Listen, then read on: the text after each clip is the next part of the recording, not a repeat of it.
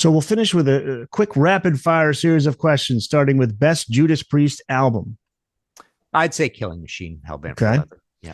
Most underrated Priest album. Wow, that's a good one. Underrated. Underrated. See, I did a whole podcast episode on the meaning of the word underrated, and that really, it's a really loaded word, right? Right. Yes. Because things that can be rated super super high can be hang on, how does that work? So if some, yeah, okay, underrated or overrated, right? Yeah. Yeah, if something is rated super super high, it could still be great but still be overrated, I guess the point I wanted Because I to think say. of underrated is overlooked too. Like people. Yeah, underrated. Point of entry, although people now are starting to realize what a cool, fun, well-written album that is. I think there's some good songwriting on that album.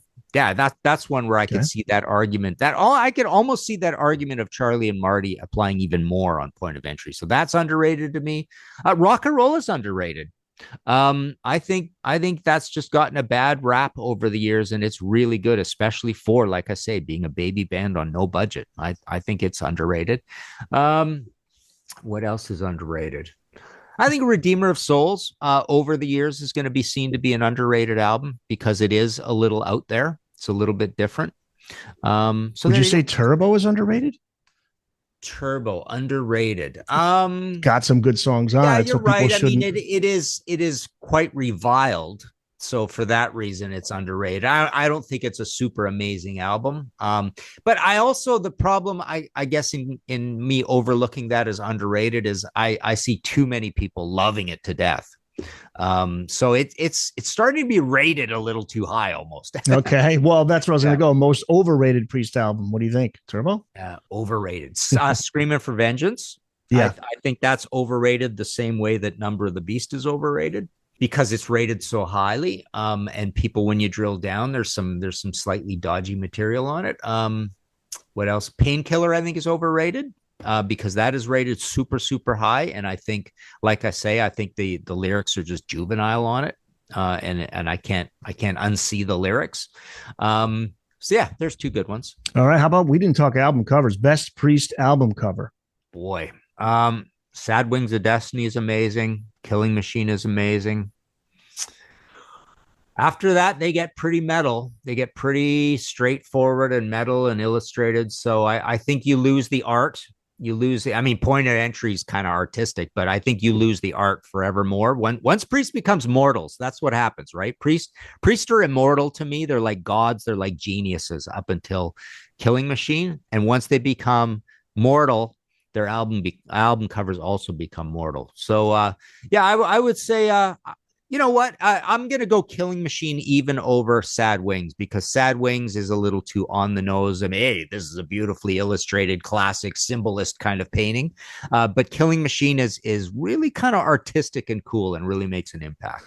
All right. Winding down here. If you had to introduce somebody who's never heard of Judas Priest before, what song would it be? Like, best Priest song to introduce a fan to? Wow. This is always a question that bothers me because we always do this with albums or pick 5 songs to introduce because this band has so many different eras and you'd almost have to gauge how old is this fan you're trying to get them into Priest. So everybody's different, but for best Priest song, I often go with Delivering the Goods.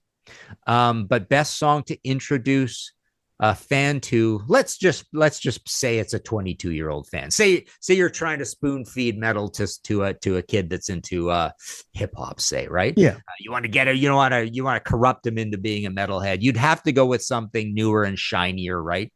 So yeah, Trial by Fire, maybe. Okay. I thought you were going to say Living After Midnight. That's an new. entrance. No, you know what? If you got a 22-year-old kid, music sounding that old is just going to sound clanky and crappy, right? Yeah. So you got to go with something that gives you all the production values. Invincible Shield, maybe. Yeah. Title track. Yeah. Is Living After Midnight Priest's most overrated song? Now we're getting overrated and underrated. Rated that high. Overrated song. Okay, so Bruce Priest overrated song. Let's see. Breaking the got Law. Another Thing Coming is not that rated that highly. Breaking the Law is rated pretty highly. Yeah, Breaking the Law might be a little overrated.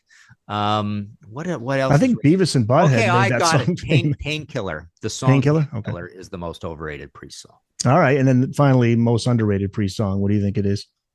I think the Well, okay, I've got a perfect answer for that because I always get heck for calling this my second favorite Priest song, "Burning Up" from Killing Machine. People think that song is commercial and disco and funky and blah blah blah. I think it's beautifully, beautifully written. I think it's heavy as hell. okay. I love it. So there you go. Most There you underrated. go. There you go. Judas Priest album by album. It's out now.